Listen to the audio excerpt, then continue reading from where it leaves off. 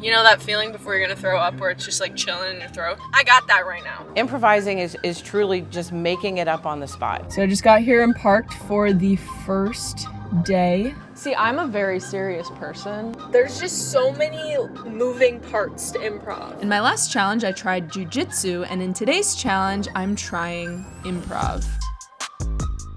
Trying to change the channel on the television. It's not on, Jonathan. Change! It's always been off, Jonathan. Change! It's a microwave.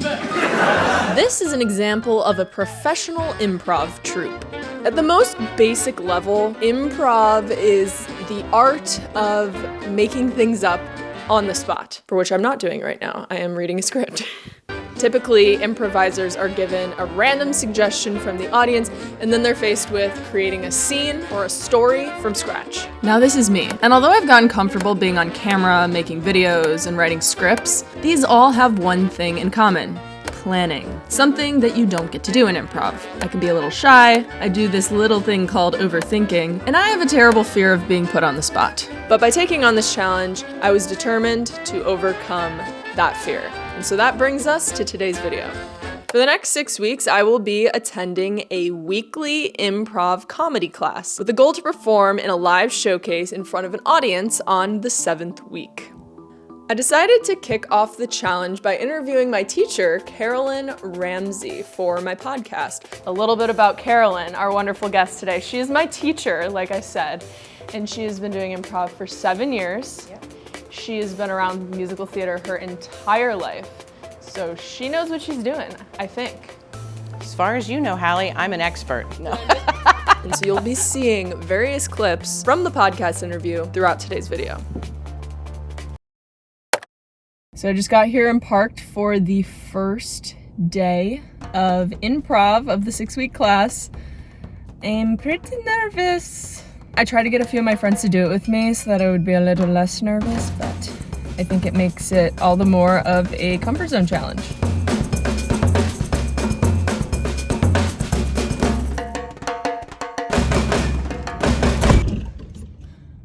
That was so much fun. It is day 2 of improv, and I've quite literally been looking forward to this all week.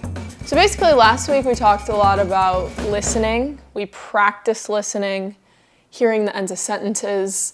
You don't realize how much you do or don't actually listen to people in your day-to-day life until you practice active listening in that way. The first week of our improv class, if you remember, and it's a 2-hour class, the only thing we talked about with a group of adults is how to listen. Seems silly, seems like that should be 10 minutes, but when we do the exercises and you have to listen to someone and be able to not only repeat back what they said, but then add more content to it, they say acting is reacting and improv is listening and responding. If I don't listen to my scene partner in improv and I don't listen to all the information, because this is a brand new world, neither of us have been in it until we step on that stage.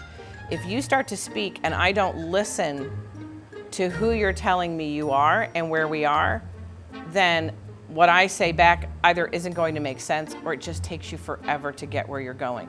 If yes, this is true, and what else could be true, and now you're storytellers. I was too shy to ask to record in class the first few weeks, but basically at this point, I had learned 2 of the most fundamental aspects of improv: listening and yes and, which sound pretty simple, right? This is very essential. This bad boy comes with me every week. Gotta stay hydrated, folks. It is week 3 of improv classes. In a quarter mile, turn left onto Lewis Boulevard Southeast. Not feeling the greatest this morning, but powering through for the class. That time of month, getting the best of me. How did today's class go today? I feel like I'm well on the way to becoming a comedy legend. Okay. Mike, how did today's class go for you? I feel very emotional. Yes. Charity? Honestly, I'm doing pretty good. The class is going great, and everybody's great out here. Dr. Hassenfelter is enjoying improv. Improv's great.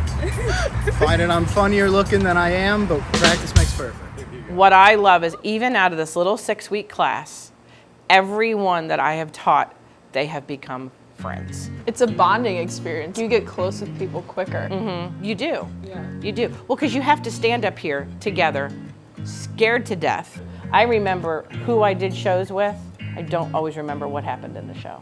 I love improv because when I'm on the stage, it's not my agenda. If I'm doing a scene with you, my goal is to make you look good. And if you're my scene partner and that's your goal, it's gonna be a great scene. One of the guys in our class pointed out that we're technically halfway through the program already, which is insane because it feels like we just started. So tonight, a group of us are going to watch an improv show. One of the ones that we will be performing in, 4 more weeks? 4 weeks, this will be us. So, this is Pillars, and let me get a suggestion. What is an interesting idea for a date? Rock climbing. Rock climbing. I just got my nails done. Right? And those are like real Diapers. diapers, just like everywhere. Just found out it's your first date. You ready for this? No, he took me to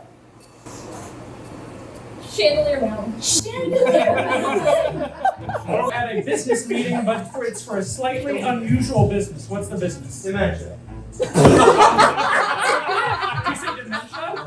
The show was hilarious and all of the performers did an amazing job, but it was a bit of a double-edged sword because then you're sitting there thinking, wow, can I do it? Can I do that good? Obviously, the comparison, it kicks in, right? And I started to have a hard time picturing myself being up there and being able to make people laugh like that. Okay, week 4 class is done. I feel like very drained right now for some reason. I think these classes are just super emotionally draining. Pretty much straightforward way to put it. There's just so many moving parts to improv. And for someone who overthinks and likes to plan and know what's happening, it's challenging, right? Oh gosh. Oh, there's a person going the wrong way down a one-way. Okay. I feel like a theme I'm noticing is one of how applicable improv is to your day-to-day life. Do you believe that anyone can be funny? 1,000%. See, I'm a very serious person in general. Improv is something that we do almost every single day. You're having conversations with strangers. Everybody has a performative side to them, whether we think about it or not. We have faces we have to put on for work. We have faces we kind of have to put on in families and out in public and different things. Improvising is truly just making it up on the spot. And a lot of the people who take our classes never end up coming to this stage to perform. It's not their goal.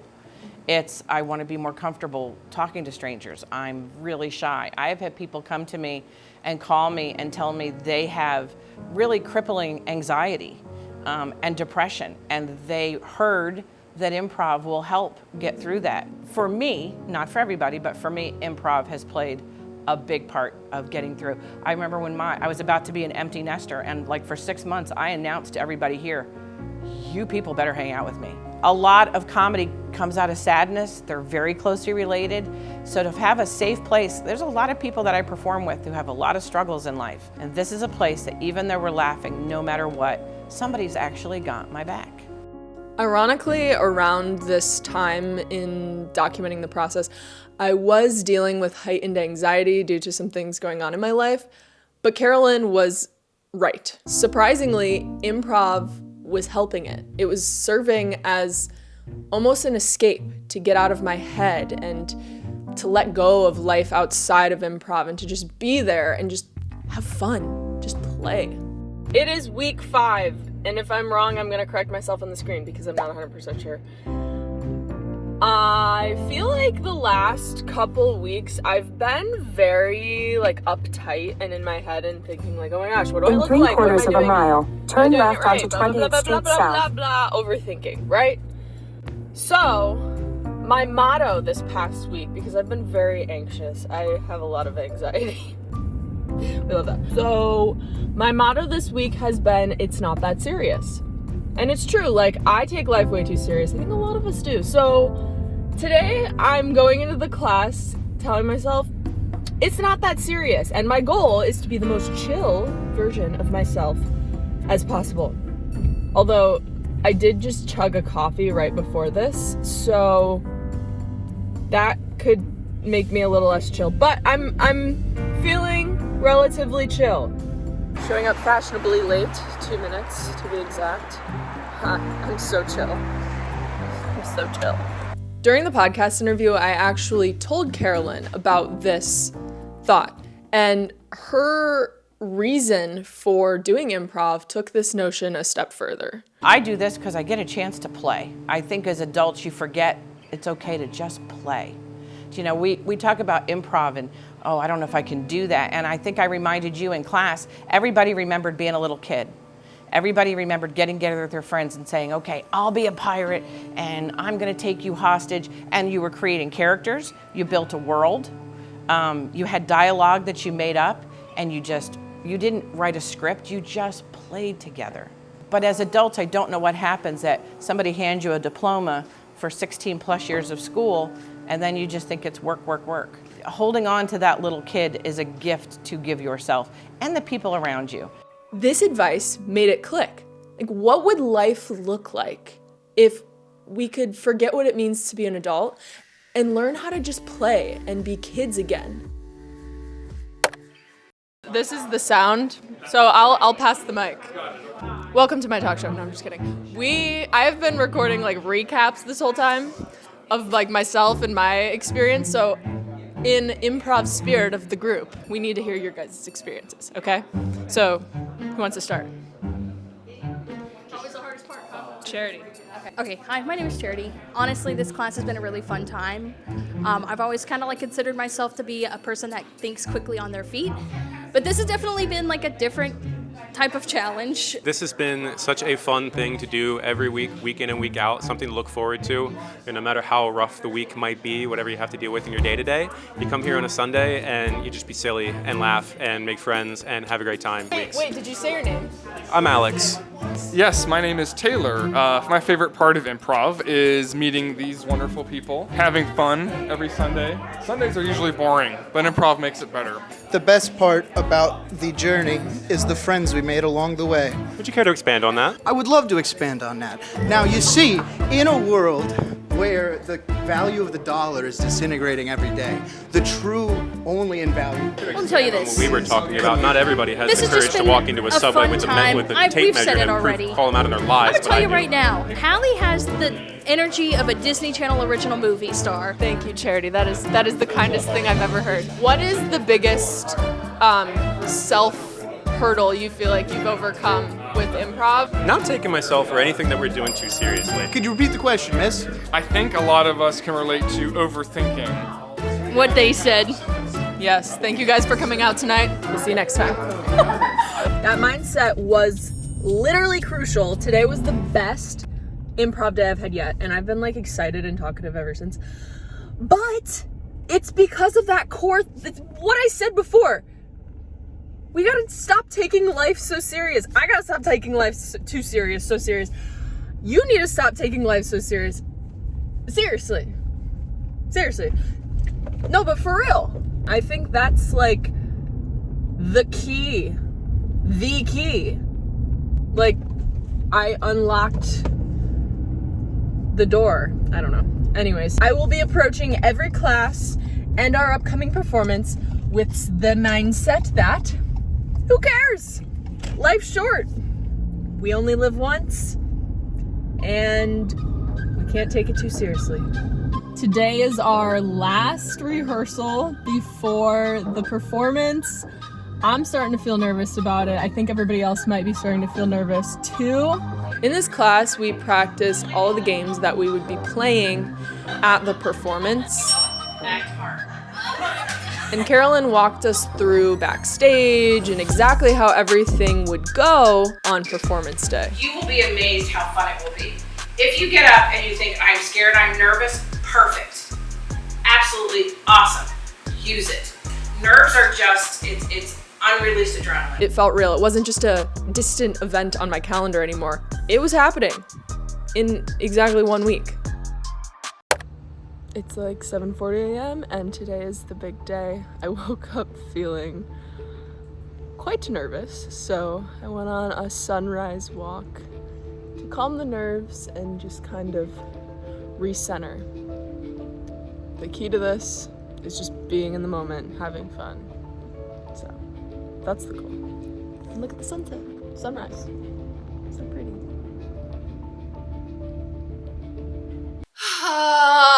Let's go do this. We're going. Here we go. Here we go. Let's get pumped. Woo! 6 people I know are coming. The support is really meaningful. However, it is making me 20,000 times more nervous. I am just like on 10 right now because I'm nervous, but this is good. This is what I need. This is the energy I gotta bring to the table. You know that feeling before you're gonna throw up where it's just like chilling in your throat? I got that right now. Maybe I throw up, I don't know. We'll find out. And we'll catch it on camera, so that's good.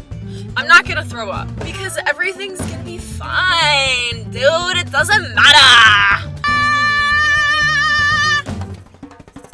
Sam showed up bright and early for everything with all of his gear. Oh my gosh, this thing is fancy. So Sam's gonna be recording while I'm performing, and I'm going to be pretending that he's not. Headed into the green room because today we are performers. Team, how are we feeling? How are we feeling about this? Oh, we're feeling great. Yeah, definitely. We're feeling great. We're on the same. Oh, amazing. Totally fine. Great. Not nervous at all. Not anxious at all. But I'm gonna put the camera away because I'm literally shaking and I don't want to think about recording. So we'll see you guys in the show, I guess. For your host and instructor, Caroline.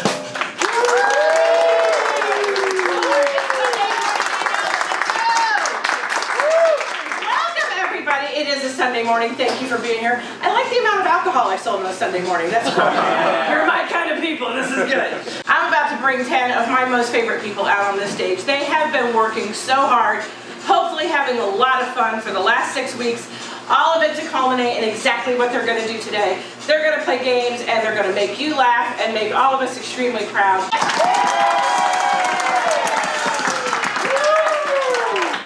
up over here, back here on the back line. Keep clapping.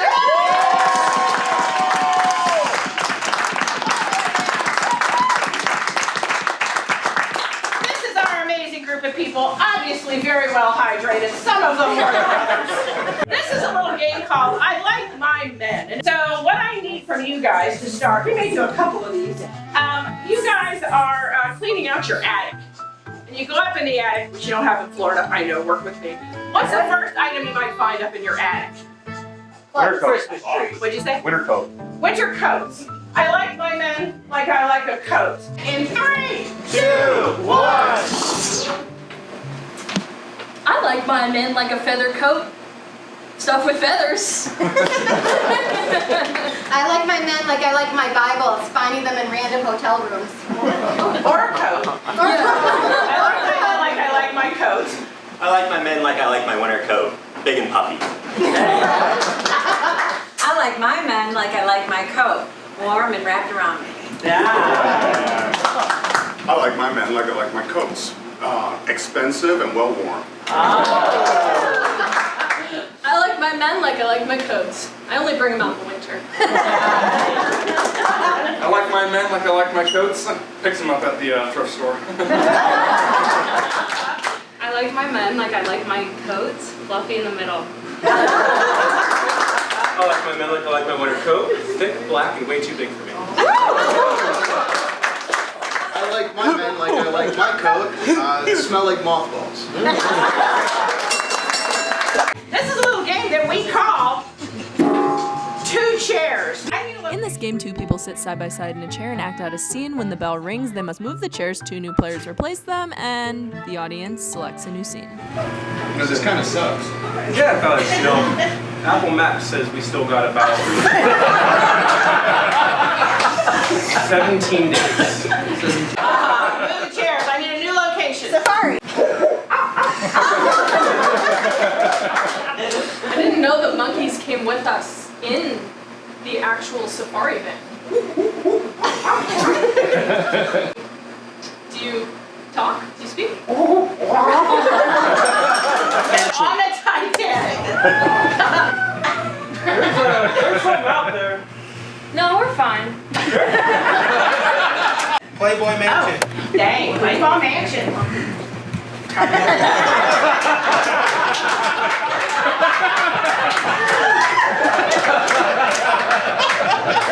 So, I know this is our first job interview, but How bad do you want to be a bunny? This next game is called Blind Lines, where actors, aka us, stand outside the theater while the audience chooses lines and actions, writes them on a piece of paper, and scatters them on the floor. Go ahead and make my day. I'll never let go, Jack. Say hello to my little friend. I like big butts. Stacy's mom has got it going on. Isn't it ironic? Stipulate. Faint. To faint? The actors, aka us, then come back in, the scene begins, and we have to pick up the papers at random and incorporate them into the scene. This is going to be a scene having to do with sewing, anything around that topic, right? And this is going to be blind lines, excuse me, in 3, 2, 1. Hey, dearies. Bring it home so I can sew them up. Of course, Grandma. Oh, you're so sweet, dear. And Jimmy D got your coat so I can sew it up. That's okay, darling. I'll never let go, Jack, is what I would say if I was dating a person named Jack. I was competitive with them because, you know, I have emotional instability. I hope you find it, Jack. And in fact, I really think that that I like big butts. I knew it! I guilty as charged. Your grandfather had a swine ass.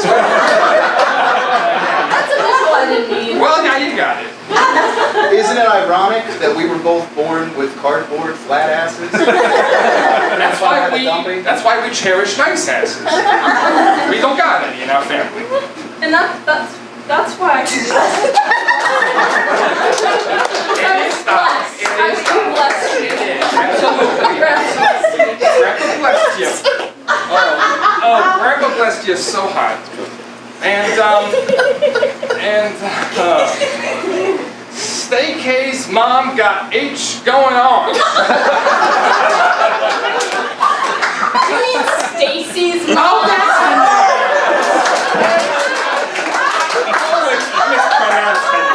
Oh, Staycay. Stacy's mom has a big butt. That's why you like her. Oh, I'm jealous of the butt. Don't you bring that up. Oh, hit the door, Jimmy. Hey guys, say hello to my little friend.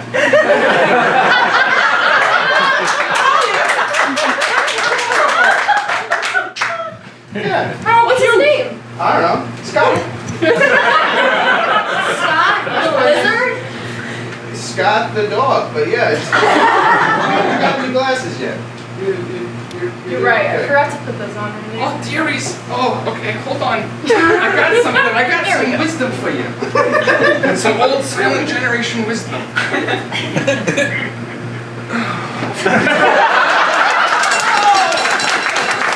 As much as I would love to show you every single scene in this 2-hour performance, I gotta cut it short for the sake of YouTube audience retention rates. Too big for me, you know? But that aside, all my classmates are seriously hilarious and did an amazing job in every scene. I'm doing what everyone thinks I'm doing.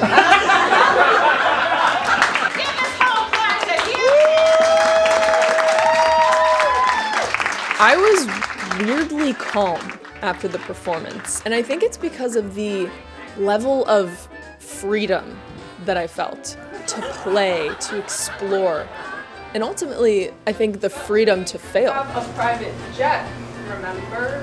Failure is applauded in improv, and failure is inevitable in life. And they've learned how to play again, right?